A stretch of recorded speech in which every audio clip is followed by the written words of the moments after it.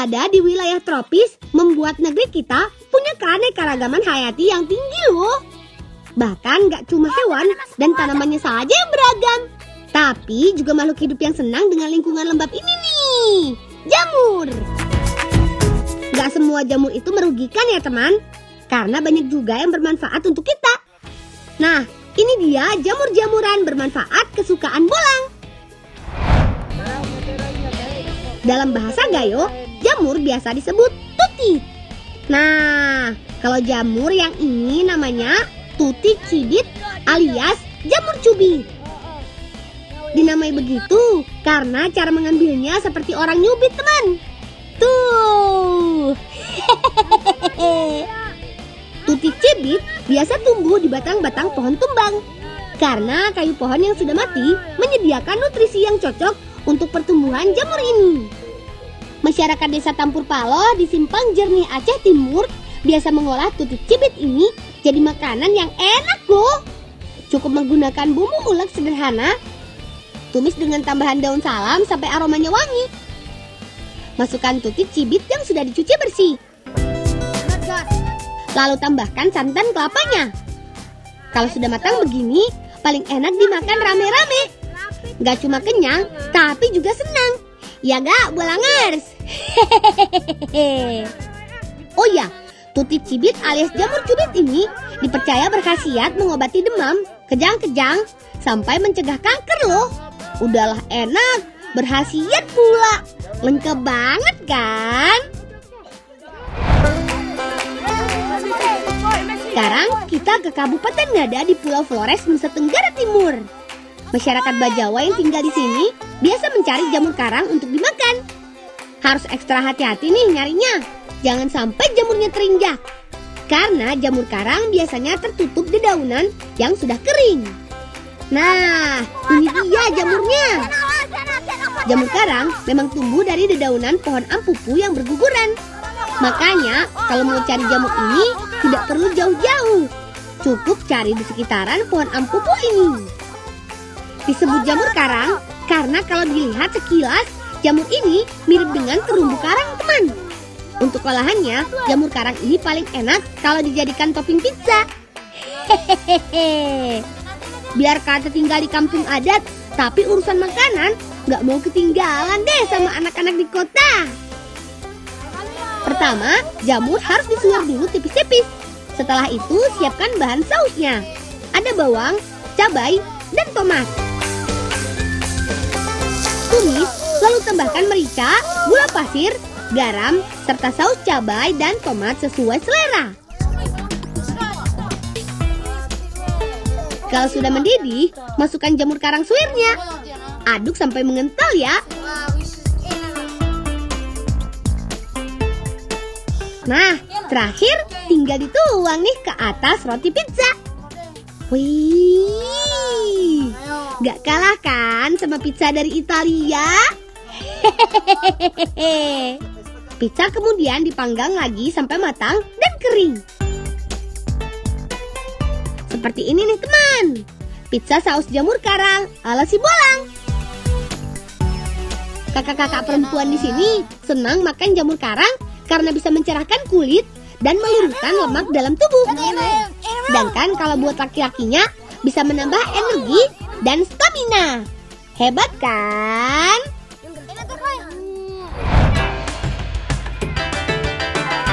Nah, kalau yang ini bukan jamur ya teman, tapi pohon sawit.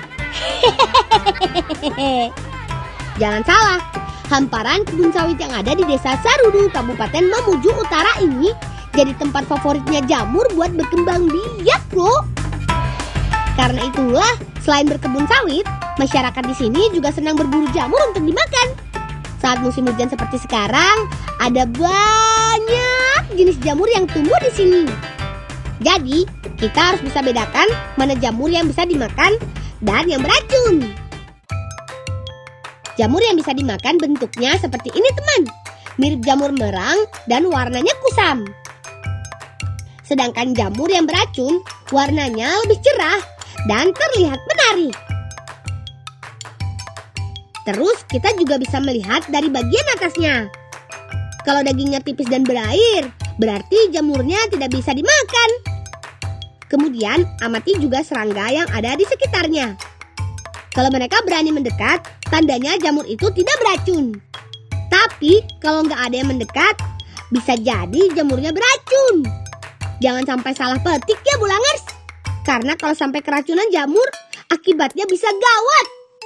Gak cuma sakit aja loh, tapi ada jenis racun jamur yang bisa sampai mematikan. Serem kan?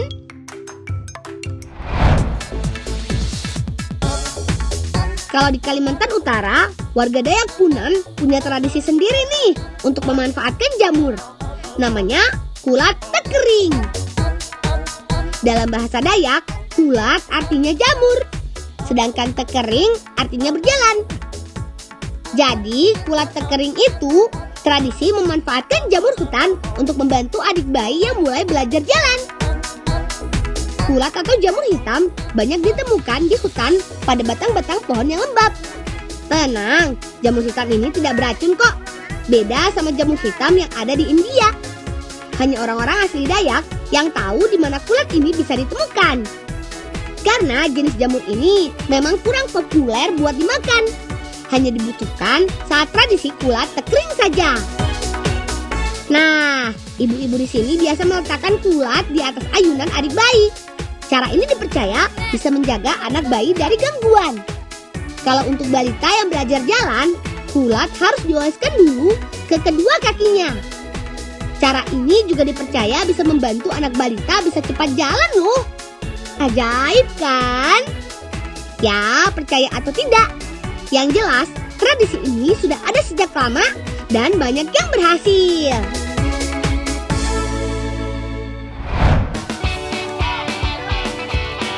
Bolangers, kalau di Jawa, jamur bahkan sudah banyak dibudidaya untuk bahan pangan. Seperti di Kabupaten Semarang, Jawa Tengah ini nih. Terkenal sebagai daerah penghasil jamur tiram dan jamur kuping. Kedua jenis jamur ini memang paling populer buat dimakan.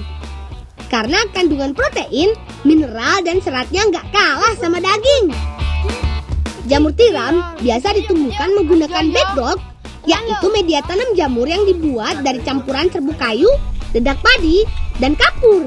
Ketiga bahan ini adalah nutrisi yang disukai jamur. Cara menanamnya gampang kok. Cukup masukkan bibit jamur tiram ke dalam bedrock melalui cincin ini. Setelah itu, tutup dengan kapas. Lalu simpan di dalam rumah-rumah jamur atau disebut kumbung. Dalam waktu 2 minggu, bibit jamur akan mulai tumbuh dan berkembang menjadi tanaman jamur. Wah, kalau sudah banyak begini, harus segera dipanen deh. Kalau kelamaan gak dipetik, warnanya akan berubah kekuningan dan gak segar lagi. Ini yang membuat harga jualnya jadi turun. Nah, Bolangers, selain gizinya yang tinggi, jamur tiram juga banyak disukai karena bisa diolah jadi apa saja. Membuat sate jamur sama seperti membuat sate daging, baik bumbu maupun cara bakarnya. Kalau untuk isian lumpia, jamur harus disuir-suir dulu. Kemudian ditumis dengan bahan-bahan isian lumpia lainnya seperti wortel dan daun bawang. Setelah itu, tinggal gulung pakai kulit lumpianya. Goreng sampai warnanya kecoklatan ya Bolangers. Ini dia, lumpia dan sate jamur ala si Bolang. Rasanya persis seperti makan daging teman. Tapi yang ini lebih rendah lemak. Jadi gak perlu khawatir darah tinggi deh. Tenan iki.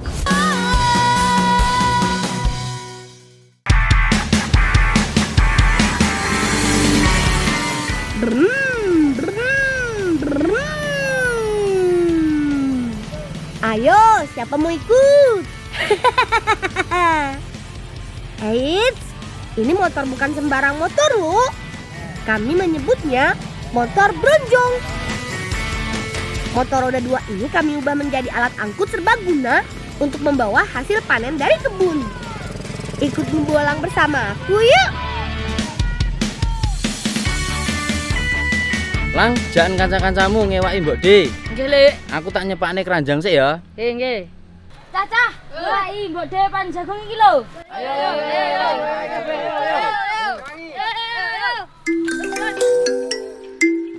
Selamat datang di kebun jagung milik pamanku.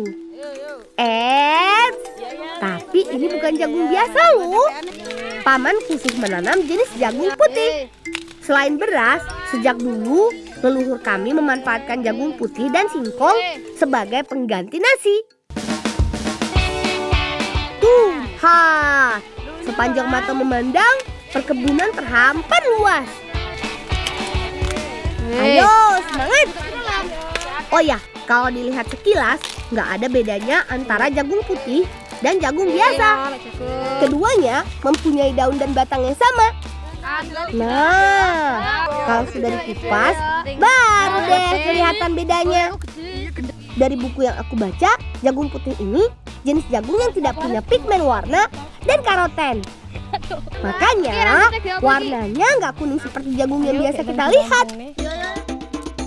Warga desaku memanfaatkan jagung putih sebagai bahan olahan makanan tradisional, terutama jagung muda karena biasanya punya rasa yang lebih manis.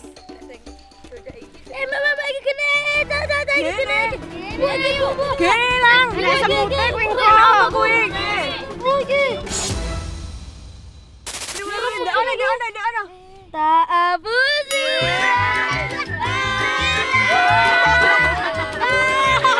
Bayu, bukannya bantuin malah bercanda terus.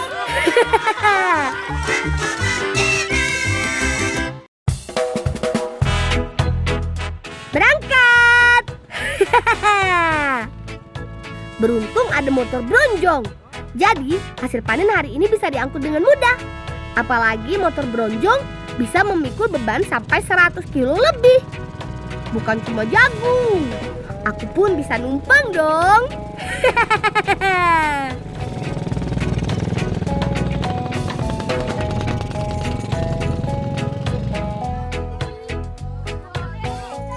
Ide jagungnya deh. Iya lelang kak kono. Karena jendur kae ndak ana garing apa urung? Nggih deh. Nang ndak ana sih.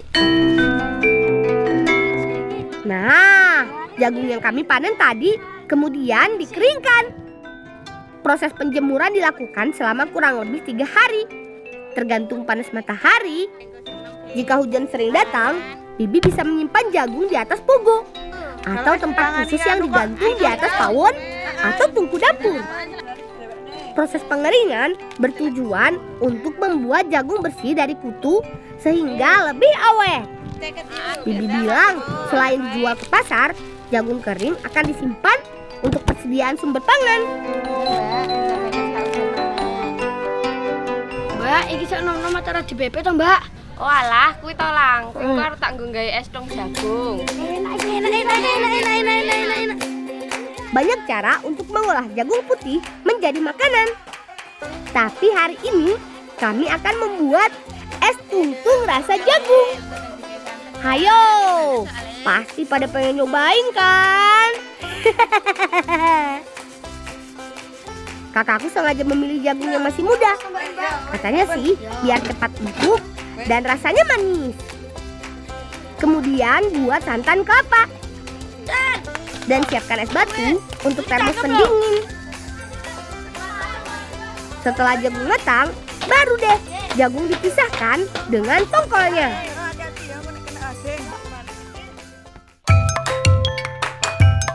Tumbuk menggunakan alu dan lumpang sampai sedikit halus.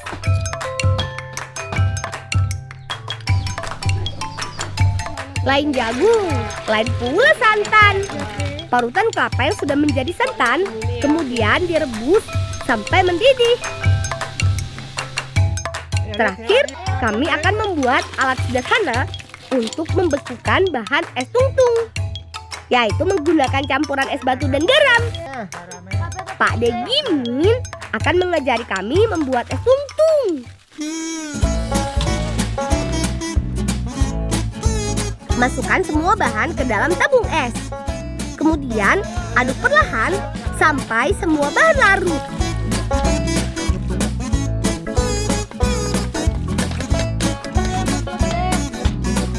Baru deh, tabung es diputar berulang seperti ini. Ayo teman, semangat! Dalam waktu kurang dari 1 jam, campuran bahan es tungtung perlahan akan membeku. Ya Lang, wis dadi Lang. Iki Dek wis dadi iki Dek. Tak rasake sik yo Dek. Enak banget iki Dek. Rasa apa, Lek? Jagung. Ini dia teman, es tungtung rasa jagung putih. Jajanan nikmat yang rasanya nyes. Astung. Ayo, siapa yang hobinya jajan es tungtung tunjuk tangan. Jajanan legendaris ini bisa dibeli dengan mudah. Astung. Tandanya suara khas dari pukulan gong kecil yang selalu dibunyikan.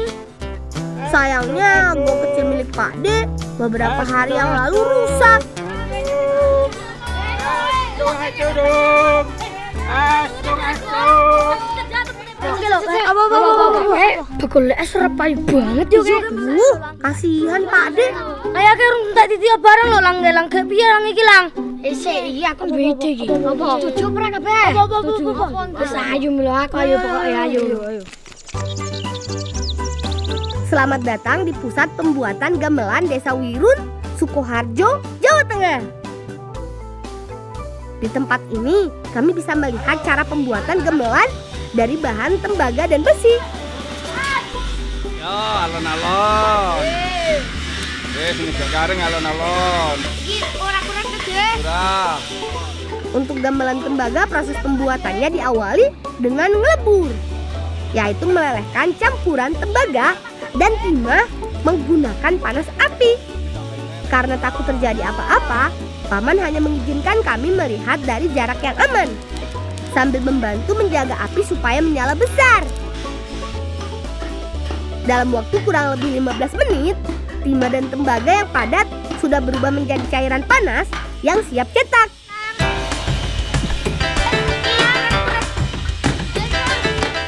Iki sampung bisa diangkat. Oh, belum. Ini dia hasilnya. Lempengan tembaga yang masih harus didinginkan kira-kira 2 jam. Proses berikutnya tempa, yaitu memanaskan tembaga dan menempa bersama-sama sampai berbentuk gamelan.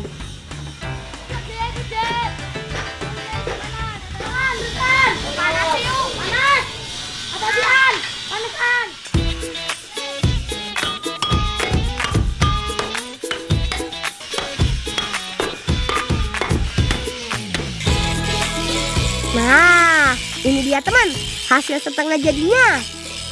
Teman, gamelan terdiri dari beragam ukuran. Masing-masing punya nama yang berbeda-beda. Untuk ukuran terkecil, kami biasa menyebutnya bonang. Yang lebih besar sedikit bisa disebut kenol. Kalau yang paling besar ini namanya gong. Wah, sepertinya bonangnya sudah jadi tuh. Lho Lang wis dadi.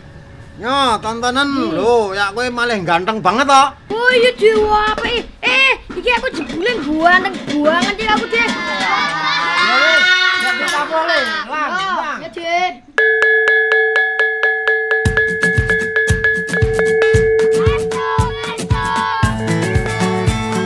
Ayo, sini siapa mau beli? Yang jauh mendekat, yang dekat merapat. Mari. Ayo beli. Bakal es dong, Dok. Ayo tunggu sini yuk.